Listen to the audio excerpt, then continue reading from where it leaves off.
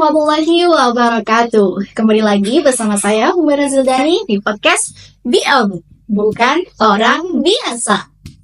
Oke pemirsa, kali ini aku bersama Kak Wahidah, narasumber luar biasa kita. Jadi Kak Wahidah ini adalah seorang mahasiswa GMI juga, dan beliau sama seperti guest star sebelumnya Kak Inayah. Beliau sudah lulus dari UIN Syarif Hidayatullah Jakarta. Bulan apa ya Mbak? Bulan Juni kemarin sudah. Bulan Juni kemarin. Oke, kakak bisa sapa-sapa dulu ke pemirsa semuanya. Halo teman-teman, perkenalkan nama saya Nur Wahidah, alumni UIN Syarif Hidayatullah Jakarta sekaligus mahasantri Yayasan Munaswadah Indonesia. Saya berasal dari Indramayu, Kota Manggara. Oke, dari Indramayu, Kota Manggara. Ada ciri khasnya nggak Kak? Kalau Kak Inai kemarin itu, aku arek-arek Surabaya gitu ada ya. Reang Indramayu. Reang Indramayu tau? Aku orang Indramayu. Oh, Reang Indramayu. Aku orang Indramayu gitu. Ya, oke. Jadi sesuai tema podcast pada episode 2 kali ini, harapan yang tak pernah padam. Jadi Kak Wahidah ini berasal dari desa ya Kak, dari kabupaten, dan beliau sempat mengalami kesulitan ketika akan memutuskan melanjutkan pendidikannya. Dan ternyata beliau bisa sampai di kota Jakarta ini, dan alhamdulillah beliau bisa menyelesaikan kuliahnya. Mungkin bisa diceritakan Kak, bagaimana awal mulanya Kak Wahidah mengambil keputusan ingin melanjutkan kuliah ke Jakarta? Oke, jadi kan memang sebelumnya ya Mbak, aku tuh pengennya mondok lagi di fokus kajian tahfiz gitu, yang bertempat di Lirboyo. Namun sebelumnya sudah sering berdiskusi ketika orang tua menyampaikan saya di pondok sewaktu kelas 3 aliyah, orang tua selalu mengiyakan. Oke, gitu. Setelah itu saya masih berharap di situ dong gimana caranya, karena di sana tuh para alumni yang datang ke pondok tuh adalah orang-orang yang tahfiz gitu, dan saya mungkin belum ada ketertarikan untuk kuliah. Jadi pengennya ngaji gitu, masih pengen ngaji gitu. Setelah itu udah fokus ke ngaji itu, ternyata pas udah pulang ke rumah, udah kayak pemulangan santri yang kelas 3 aliyah, tiba-tiba orang tua kayak bilang, gimana kalau kerja? Lebih kayak gitu sih, kayak ibaratnya kenapa kerja Bu gitu. Ya mungkin beliau berbicara seperti ini, ya gantian biaya pendidikannya sama adik-adiknya gitu. Namun kayak cita-cita yang tertanam dari 1 tahun di kelas 3 aliyah itu tiba-tiba dipatahkan begitu aja. Maksudnya kayak berpikir pendeknya seperti itu. Namun kayak di sana tuh paradigma orang sana, kalau orang kerja perginya kemana? Ke Jakarta. Nah, soalnya di Indramayu itu ya masih sedikit gitu untuk pabrik-pabrik seperti itu. Jadi orang-orang sana tuh pada memutuskan untuk pergi ke Jakarta. Nggak tahu sih, mungkin qadarullah-nya ya di situ saya kayak putus harapan, bingung, dan kayak gimana nanti aku ke depannya gitu. Nggak ada planning buat kerja dan nggak ada planning buat kuliah. Terus tiba-tiba ya mungkin di situ kekuatan doa yang bagusnya. Lalu aku doakan ya Allah yang terbaik gitu kan, ini kan pilihan dari orang tua, semoga dengan orang tua ridho, Allah juga ridho. Sehingga nggak sengaja, saya itu kan masih anak-anak Facebook gitu kan ya. Masih anak-anak Facebook. Terus tiba-tiba nyekrol Facebook itu ada kakak kelas pas MTS. Jadi kita tuh satu lembaga, aku MTS, beliau aliyah. Tiba-tiba ada di kronologi beliau itu ada tulisan UIN Syarif Hidayatullah Jakarta. Jadi saya tuh dulu orang yang terlalu menutup telinga untuk bangku perkuliahan. Karena kalau teman-teman kan pada bolak-balik ke BK gitu untuk mengkonsultasikan pendidikan lanjutannya gimana, cara masuknya gimana, senam PTN nih. Senam PTN, terus apalagi? SBMPTN, gitulah intinya kayak gitu. Saya nggak kenal tentang cara masuk ke universitas. Saya hanya ngerti di ending, di akhir yaitu PTKIR. Ya, pokoknya ujian mandiri gitu. Jadi masuk ke UIN jalur mandiri ya? Jalur mandiri. Nah, di situ sebenarnya saya bingung sih, cuman sampai nanya jurusan pun alhamdulillah beliau sabar banget gitu untuk ngadepin aku yang orangnya kosong tapi kepo amat.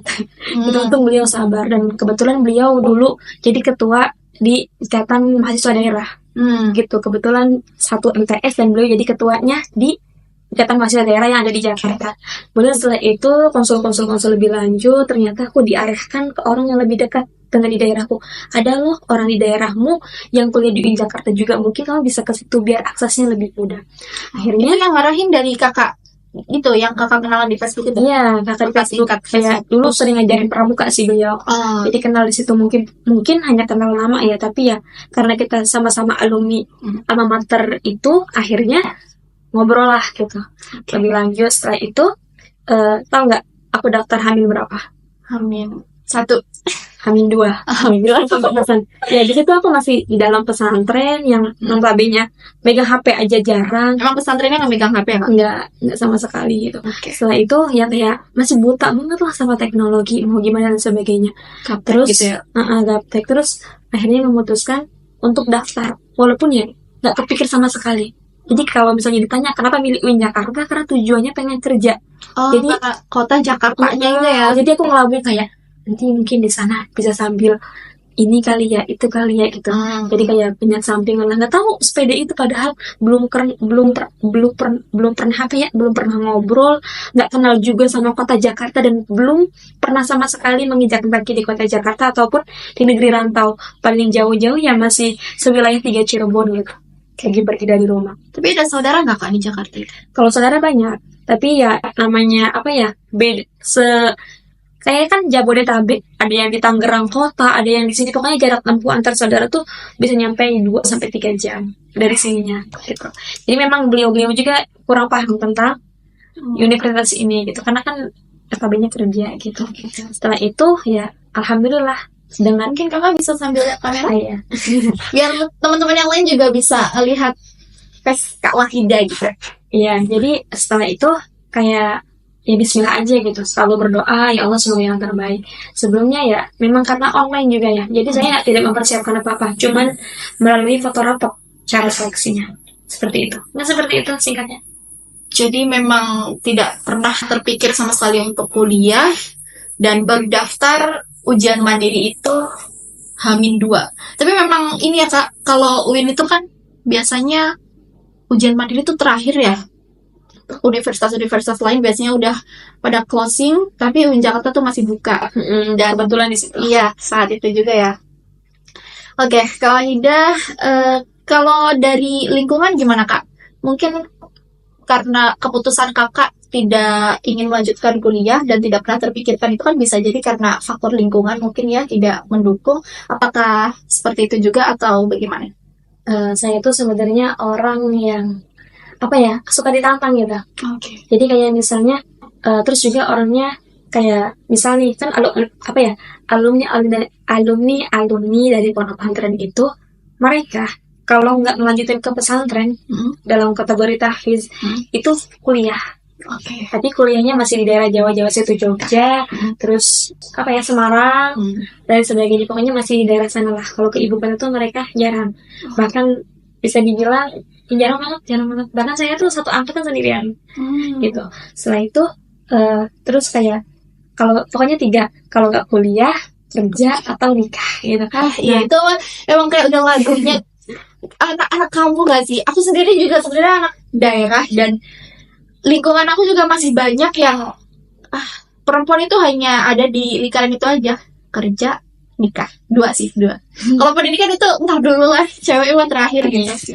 Cuman kayak tergugah, kayak aku tuh bukan, maksudnya kayak ngerasa aku masih kurang gitu ilmunya. Jadi aku bukan misalnya dikatakan kamu orang pintar, bukan, tapi aku orang yang selalu ingin belajar, haus akan tapi kadang kalau misalnya dipikir-pikir ya, aku belajar dapat apa ya gitu. Tapi yang kata guru aku di pesannya kayak, kalau misalnya kita belajar hari ini bukan untuk hari ini, tapi kadang untuk esok. Ya kayak jujur nih, pas pelajaran SD aku nggak paham, tapi ketika di usia sekarang aku belajar SD itu ternyata bisa gitu, padahal dulu pelajarannya aku sulitin gitu. Jadi aku yakin itu.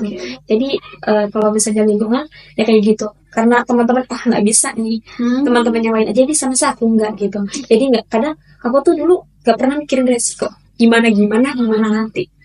Kayak gitu. Gas aja dulu gitu. Walaupun ya di tengah jalan ya Allah gimana gitu. Jalur langit gak sih? Ya tapi ya yang aku yakinin ketika ada kemauan pasti ada jalan. Iya. Gitu. Jadi kalau penggugahnya itu sih, pertama haus akan ilmu, yang kedua juga kayak Suka nggak bisa tantangan. gitu. Tapi memang faktor dari lingkungan sebenarnya mungkin lumayan kurang mendukung kakak. Jadi itu yang bikin kakak, gue harus bisa nih. Masa orang lain bisa, gue gak bisa gitu. Betul. Kayak luar biasa banget ya. Terus pas lagi udah di Jakarta nih kak, Kak Wida kan ambil jurusan ilmu hadis ya. Tapi memang dulu sebelumnya mondok juga kan kak? Betul.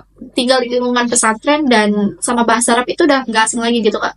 Bukan nggak asing sih kalau misalnya ngaji kitab kuningnya mungkin sering ya, atau kitab-kitab kayak gitu kan memang klasik, tapi untuk alatnya itu saya belum menguasai di ilmu situnya. Maksudnya? Ilmu untuk mengkaji, jadi kayak struktur ilmu nahwu sorfnya saya belum menguasai.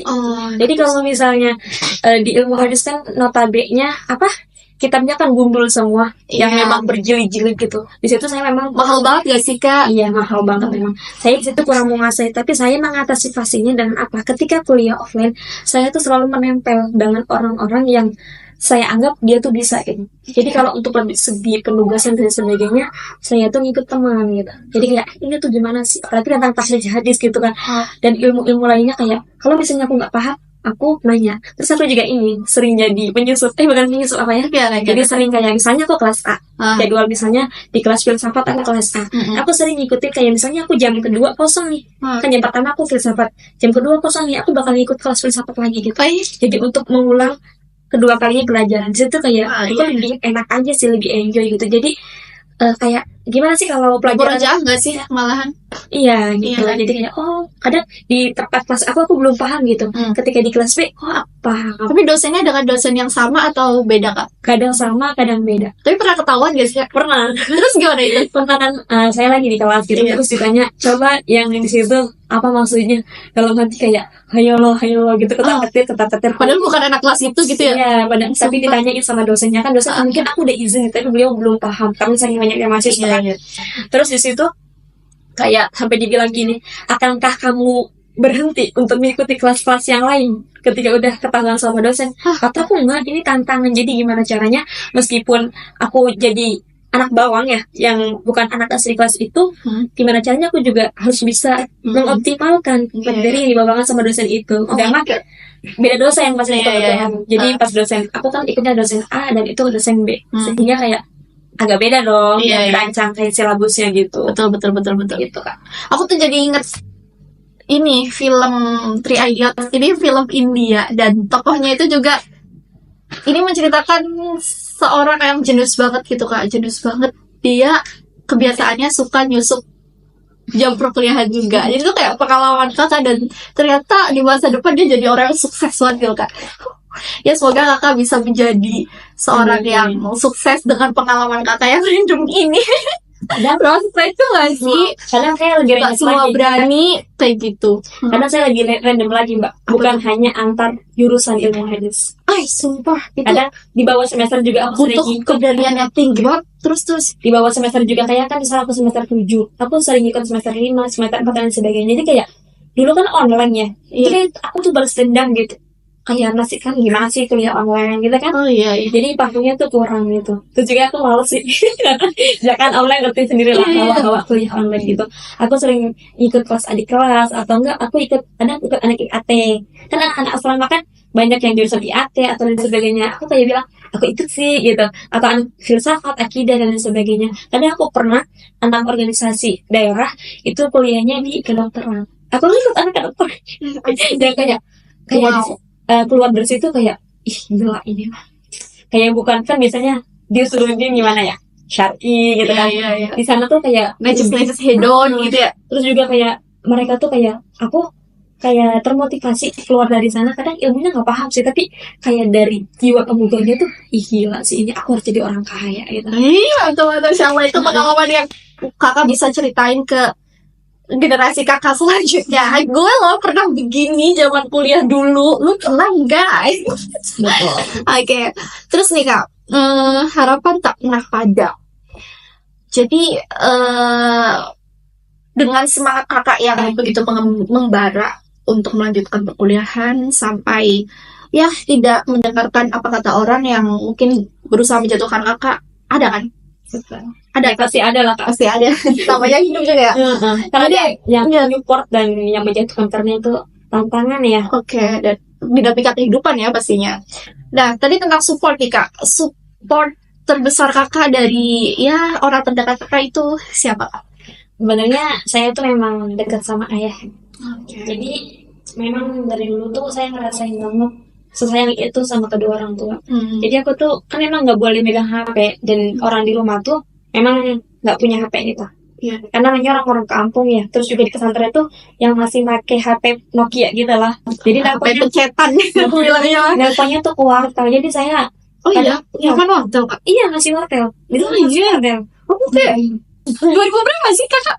Apanya? Itu jawaban itu 2000 berapa? 2020 masih, sekarang juga masih pondok. Wartel itu yang di tiang. Enggak ya, jadi telepon kayak counter gitu tapi menyediakan banyak HP. Dan di situ lumayan sekali nelpon kadang 1.000 gitu sampai 5.000, 7.000. Cuman kalau orang-orang tuh ya demi meluapkan rasa kangen ke keluarganya itu ya oke-oke aja. Cuman aku tuh seringnya kan ibu bapak kan petani ya, jadi kadang nggak ada di rumah gitu dan kadang orang-orang terdekat di rumah pun punya kegiatan masing-masing. Sehingga saya itu untuk mengatasi itu saya sering kirim surat. Oh iya, Iya. kirim surat ke Kayak misalnya ada temen nih yang bestel nih yang satu daerah sama aku nih tipnya buat ibu gitu. Jadi di situ ke orang tua tuh lebih dekat aja. Cuman di situ kayak apapun yang aku minta kayak Pak aku mau beli bukan langsung dibeli. Jadi apa ya support untuk pendidikan bapak aku tuh tinggi banget karena kan memang kepala keluarga juga jadi sangat mendukung gitu tentang pendidikan. Aku minta sarung kan di sana kan sarungnya. Iya ya, Makanya sarung. awal Iya. pesantren gitu. Makanya sarung itu aku suka banget ngoleksi sarung. Terus ya baju-baju gitu pokoknya kayak pengen ya namanya anak kecil ya. Anak kecil.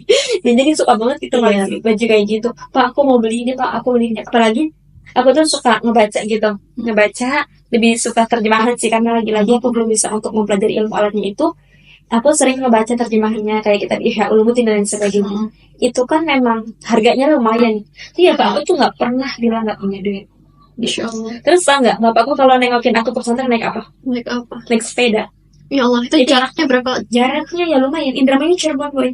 Allah, Indramayu Cirebon naik sepeda. Dari Kertasmaya tepatnya ke Babakan Cirebon. Nah di situ aku tuh kan namanya nggak pernah teleponan ya. Terus bapak tuh ciri khas banget gitu. Kalau misalnya nyenderin gitu di pohon. Jadi bapak aku tuh pemotong kayak gitu. Tahu nggak? Yang makin mesin. Iya. Ya jadi bapak Kalau aku nyebutnya di Jawa, aku tuh senso. kalau aku berambang. Berambang. Iya. Senso. Berambang. Namanya berambang. Nah di situ kayak bapak tuh sengaja gitu memang mau nengokin aku tuh kayak niat ya Allah aku mau ngirimin uang bulanan gitu ya sama anakku semoga mendapat rezeki yang banyak dan Allah. Di situ kayak aku kalau pulang tuh itu apa biasanya kalau mau nengokin aku tuh gugur udah di situ udah di pondok gitu. Aku kalau misalnya kan sukanya di luar. Jadi kalau misalnya pulang dapet bapak nggak ya gitu. Terus kadang teman-teman tuh sering ngajakin gini bukan ngajakin satu kayak wah Ida parah banget gitu. Tadi bapak kesini tapi nggak ketemu kamu sekolahnya lama gitu. Ya bapak nggak ngabarin gitu. Jadi ini cuma nitip duit aja terus ya. Kasihan banget tau kayak kecapean gitu. Ya Allah, naik sepeda. Iya, naik sepeda. Sedangkan ya bukan dari rumah langsung ke pondok enggak, tapi kan keliling dulu untuk nyari pelanggan gitu kan. Iya. Di situ kayak ngerasa aku sering nangis kalau kayak gituin sama teman-teman kayak teman-temannya suka ngegodain aku gitu kan. Iya. Bukan untuk apa tapi kayak wah udah kasihan banget tahu gitu. Iya. Cuman ya di situ kayak ngerasa ya Allah gimana ya gitu. Jadi aku tuh memang sedekat itu sama bapak, lebih ke bapak. Kalau ibu kan kadang jarang nengokin, soalnya punya adik kan di rumah. Kamu kakak berapa bersaudara sih? 4. Kakak yang Kedua, adikku 2. Dan kebetulan pas aku mondok itu adikku masih kecil. Jadi jarang ikut ibu ngejagain adik dan adikku kan masih sekolah juga yang nomor 3. Itu setelah itu kayak kayak memang figur utama yang nge-backing tentang ekonomi aku. Dulu sering sih ngedenger orang-orang yang kayak aku belum bikin duit, aku ini dan sebagainya. Aku nggak pernah ngerasain ini karena orang tua aku tuh selalu memberikan lebih uang yang aku minta cuma enggak sih perjanjian itu cuma 600.000 sebulan, 300 buat makan, 300 buat jajan. Jadi hitungannya 10.000 per hari di pondok ya masih gede banget apalagi kabupaten masih gorengan aja masih gopean gitu kan. Iya. Jadi gitulah, intinya masih sangat awet lah. Nah di situ kayak dapat selalu masih lebih, kadang juga nyampe 1 juta, kadang juga yang 1,2. Belum lagi kalau di kampung tuh senang aku pas jadi santri, sering banget dikasih duit sama orang. Oh Kayak, iya. oh ini buat santri gitu, ini buat santri gitu. Iya, Apalagi iya. ya gitulah, sering dapat apa gitu, dan aku seseneng itu. Karena jarang ya di sana yang jadi santri ya. Iya, jadi aku sering tabungin tuh buat nyicil-nyicil biaya sekolah. Setelah itu aku ngerasanya sih, setelah kuliah tuh yang aku harapin kan seperti itu. Harapan aku tuh ya kuliah, menikmati belajar dengan senikmat-nikmatnya, mengikuti alur kayak ya kuliah, organisasi, ya gitulah, gimana ekspresi menjadi seorang mahasiswa, tanpa memikirkan gimana Bayar UKT. gimana nanti finansial kedepannya dan sebagainya. Kan anak kuliah ya, banyak kebutuhan, terutama ngeprint. Iya betul, print-printan, kertas. Aduh, Itu yang kadang membuat keuangan mahasiswa tuh bagi aku ya, itu sangat bikin kanker, kantong kering. betul. Nah di situ kayak aku harapannya seperti itu. Namun qadarullahnya bapak tuh sakit pas aku kuliah. Semester berapa kak? Semester 3, 4 kayaknya. Bapak tuh kurang lebih sakit parah itu 1 tahun. Tapi pas semester 1-2 tuh memang karena perjanjiannya kerja ya dulu ya. Jadi aku kerja di Cirebon, salah satu perusahaan Cirebon. Nah setelah itu mungkin masih oke-oke aja. Semester 1 sama semester 4 aku megang uang sendiri, bapak juga megang uang sendiri. Tapi pada rulenya pas offline itu ya ada sedikit apa ya, ujian atau cobaan gitu.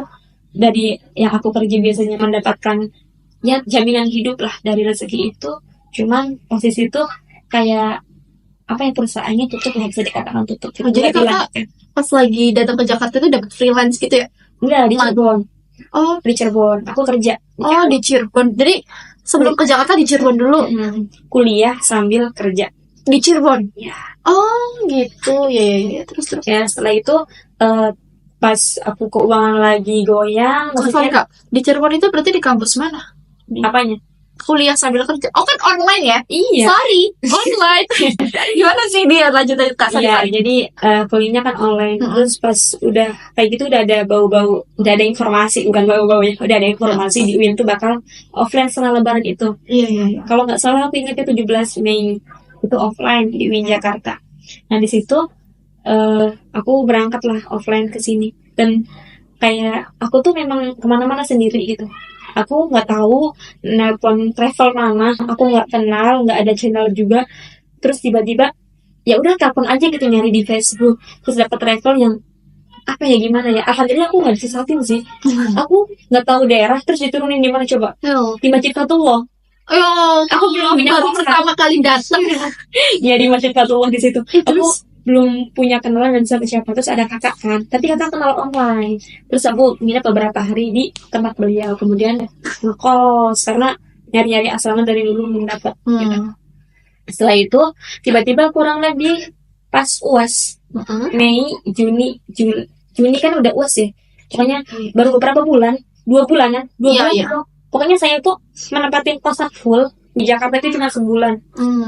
Terus sebulan kemudiannya saya udah di kampung, dikarenakan dapat kabar bapak udah nggak ada.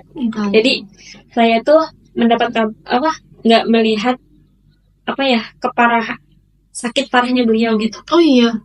Jadi dengan di situ kayak memang nggak pernah terpikir sedikit pun gitu. Tiba-tiba pulang ke rumah melihat ayah udah terbujur kaku. Gitu. Dan aku nggak berani ngelihat wajah beliau karena pasti nangis gitu. Cuma ya alhamdulillah. Pasti ada hikmah sih di balik itu. Pasti ada yang mengajarkan kekuatan di balik itu tuh apa. Pasti ada hikmahnya. Begitu.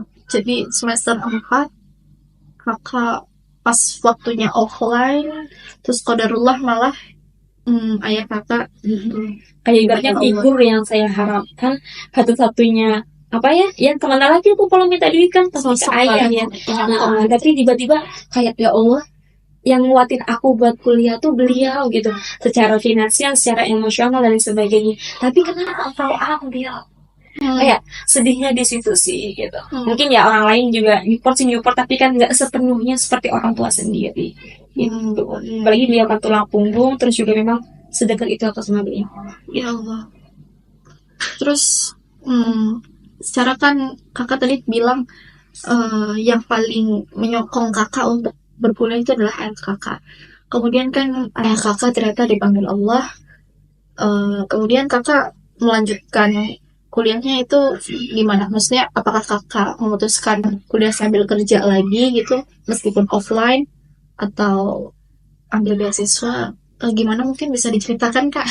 Aku tuh pas habis kejadian itu ya kayak lebih harus gimana gitu, aku harus gimana lanjutin kuliah harus gimana, terus kayak ya ada aja desas-desis suara yang kayak udah sih ngapain kuliah gitu, ujung-ujungnya wanita di dapur, maksudnya ngapain kuliah gitu, udah tinggal fokus di rumah ngebiayain adik-adiknya untuk sekolah gitu, Kerja gitu ya? udah aja kuliahnya gitu, cuma di situ nggak bisa gitu. Tapi kadang ya gimana sih, lagi ditinggal sama orang tua, pokoknya pikiran tuh campur aduk banget. Akhirnya aku memutuskan kemana coba, kan liburan kuliah kan bulan Juli Agustus, aku kabur ke pesantren. Jadi itu sih Tren yang dulu aku di Cirebon ya. Nah, jadi di situ sih kayak aku tuh semangat untuk hidupnya kembali lagi, gairah untuk masa depannya kembali lagi tuh ketika kembali ke pesantren. Karena di sana kan ya apa ya, Lingkungannya juga terus juga gitu ya. apa deket gitu sama yang diciptakan gitu, sama Allah. Terus di situ kayak aku selalu berdoa, 2 bulan itu aku selalu berdoa, dan di sana alhamdulillah sih dapat sampingan-sampingan gitu, walaupun 100-200 tapi kan amannya di kabupaten ya masih lumayan banget. So aku selalu berdoa, ya Allah semoga aku tuh kan, karena apa namanya, semoga aku tuh dapat beasiswa gitu, walaupun ya memang itu udah nggak mungkin banget. Sebelumnya aku tuh baru menerima beasiswa di semester 6. Semester 5 kemana aja, semester 5 aku bukan diem, aku bukan berhenti, tapi aku tetap ikhtiar gitu. Bukan 1, 2, 3 beasiswa, tapi udah nyampe 30 lebih, kayaknya 50 lebih beasiswa. Ya aku apply. Tapi lagi-lagi kesalahan aku di awal tuh karena buta dengan teknologi. Akhirnya aku kurang bisa mendapatkan akses. Kayak kan biasanya beasiswa itu mudah diakses ketika maba. Kalau dalam kampus, kalau di luar kampus kan memang pertarungannya masya Allah ya. Karena kan yang bertarung kan kayak kita nyek organisasinya ini dan lain sebagainya. Lagi-lagi yang mungkin belum menjadi milik belum menjadi takdirku gitu di situ. Selama apply beasiswa belum ada yang cocok, baru terjawab ketika di semester 6. Jadi saya itu baru mendapatkan beasiswa 3 semester doang, 6, 7, 8. Di situ kayak yang saya doakan, ya Allah semoga saya kuliah dapat beasiswa, bisa menyelesaikan kuliah, bisa sambil kerja juga walaupun itu ngajar dan sebagainya. Dan salah satunya saya tuh ya gitulah, kehidupan di kos gimana sih, kan sebelumnya ngekos, gimana sih kehidupan di kos gitu. Saya tuh nggak suka nganggur. Jadi orang yang masih mending capek karena banyak kegiatan daripada capek nggak apa-ngapain. Akhirnya nyari-nyari asrama. Begitupun dengan asrama, saya tuh beberapa kali nyari asrama, nggak apa-apa jadi musyrik, nggak apa-apa jadi ini, tapi belum berjodoh. Alhamdulillah dapat jawaban juga di Yayasan Mahasiswa Indonesia ini. Jadi bisa dikatakan bahwa ya aku tempat tinggal di sini pun merupakan jawaban yang saya lanjutkan selama ya 2 bulan itu. Makanya pengen dapat beasiswa, terus yang kedua dapat kerjaan, dan yang ketiga di sini di YM. Alhamdulillah di situ dapat semuanya. Masya Allah, alhamdulillah. Emang kakak tuh tadi bilang nggak suka diem gitu, pasti ada aja selalu kegiatan yang kakak kerjain gitu ya. Dilihat aja tadi dari masa kuliahnya aja di kelas suka nyusup kelas orang lain, berarti emang nggak suka diem banget gitu ya kak, nggak bisa kosong dikit gitu. Oke. Kak, berarti pas lagi kan kakak dapat beasiswa itu semester 6, 7, 8 ya. Berarti sebelum itu Mandiri. Kakak biaya mandiri gitu. Kakak ambil freelance juga gitu? Iya. Di sini. Di Jakarta ini juga ambil pekerjaan part-time gitu. Betul. Jadi ya part-time ngajar dong sih, ngajar, nulis, kadang ngebantuin dosen. Pokoknya semua pekerjaan yang bisa menghasilkan dan itu halal, itu saya lakuin gitu. Jadi kadang saya juga ikut organisasi itu kan, kayak UMKM dan sebagainya aku ikutin. Nanti kan ada dapat sedikit benefit ya dari situ. Iya. Gitu. Jadi memang kenapa gitu ya? Saya tuh lagi-lagi kan di awal tuh kan kalau organisasi dalam kampus biasanya kan dari maba ya. Sedangkan maba saya tuh ya gitu, belum ngerti organisasinya gimana, kegiatannya apa. Jadi saya tuh baru ikut organisasi ketika offline lagi-lagi. Jadi memang haus tentang kayak aku nggak terima nih kuliah 4 semester saya kayak main-main, jadi semester 5, 6, 7, 8 gimana caranya saya tuh harus apa mau kodo yang 4 semester sebelumnya gitu. Begitupun dengan organisasi, saya baru aktif organisasi itu ketika semester 5, 6, 7, 8. Jadi walaupun nggak terikat organisasinya kayak mungkin organisasi yang dalam kampus, saya lebih ke luar kampus gitu kayak organisasi ini ikut, ini ikut, ini ikut. Terus juga saya ya selain kelas itu, saya juga sering datang ke seminar. Oke, dapat nasi kotak gak sih? Dapat ya itu ya Aku juga salah satunya iya salah satunya gitu. Cuman ya lagi-lagi pasti ada aja setiap aku duduk di majelis ilmu itu pasti ada aja ilmu yang didapatkan. Iya betul. Bener nih. Biasanya kan mahasiswa-mahasiswa itu kalau diarahkan ke seminar kan lebih milih, ayo udah sih seminar doang, ngapain berangkat? Itu aku tapi. Ya jadi kita teman-teman semuanya, Kak Wahida ini dari proses perjuangannya memang sungguh luar biasa. Selalu mengisi kegiatan-kegiatannya dengan kegiatan yang positif dan pada akhirnya yang tadinya tidak pernah terbayangkan oleh Kak Wahidah akan menempuh jenjang kuliah, kemudian alhamdulillahnya lulus, kemudian doa-doanya bisa tinggal di asrama terjawab. Itu semua berasal dari keinginan kuat Kak Wahidah untuk tidak mendengarkan apa kata orang yang ya lu ngapain sih kuliah tinggi-tinggi, perempuan mah cuma di dapur aja gitu ya. Mungkin Kak Wahidah bisa Kak terpikat aja apa ya Kak, aku bingung. Oke. Apa Kak? Proses terbesar Oke. yang aku katakan yang saya ini. Oh ya. Nah, oke Kak Waidah, kalau sepanjang perjalanan lika-liku kehidupan Kakak ini, kira-kira hal apa yang Kakak dapatkan selama ini yang menurut Kakak paling besar dan paling membanggakan dalam diri Kakak? Baik, kalau dilamparkan dengan seperti itu, hal yang paling saya banggakan ialah ketika saya mendapatkan gelar sarjana. Masya Allah. Karena memang apa namanya, ya kayak aku persembahkan gelar sarjana ini sebagai hadiah terbaik untuk anak. Iya di situ kemarin tuh sidang di bulan Februari itu bertepatan dengan ulang tahun ayah. Ulang tahun yang keberapa ya? 50 berapa gitu. Kan tahun 70 berarti 54. Iya. Di ulang tahun yang ke-54 aku mempersembahkan kayak aku bener-bener teriak gitu kayak langsung kayak bernazar, ya Allah kalau aku sampai di sidang munaqasyah aku mendapatkan di situ kan dinobatkan sebagai Nur Wahidah sebagai sarjana agama gitu kan. Kayak aku langsung panggil syukur terus kayak teriak, ayah anakku mau sarjana gitu.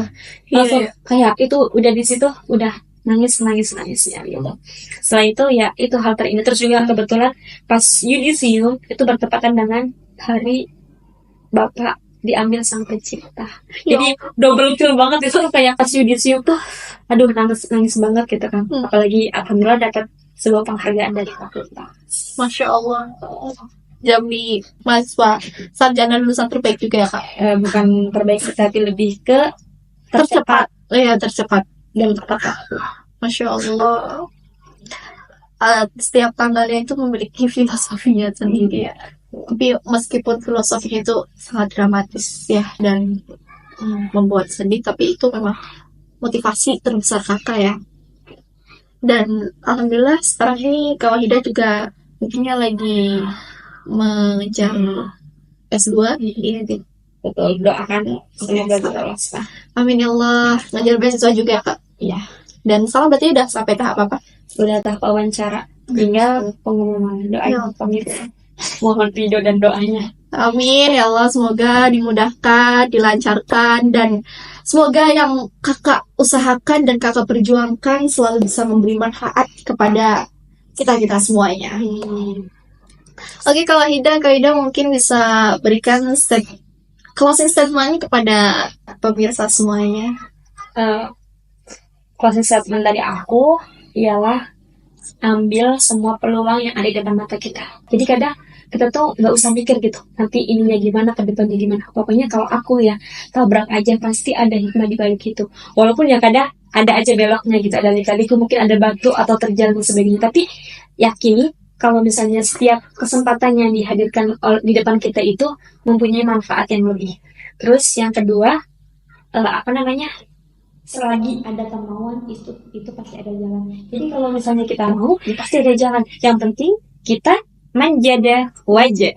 Siapa yang bersungguh-sungguh maka akan berhasil. Masya Allah, tabarakallah. Dan menjaga wajah kaidah itu tercermin dari kegiatan-kegiatan malam kaidah yang maksudnya saya juga satu lingkungan kan dengan kaidah dan beliau ini, dan saya seringkali melihat kaidah ini bangun tengah malam kemudian langsung mengerjakan tugas perkuliahannya, dan itu dilakukan setiap malam.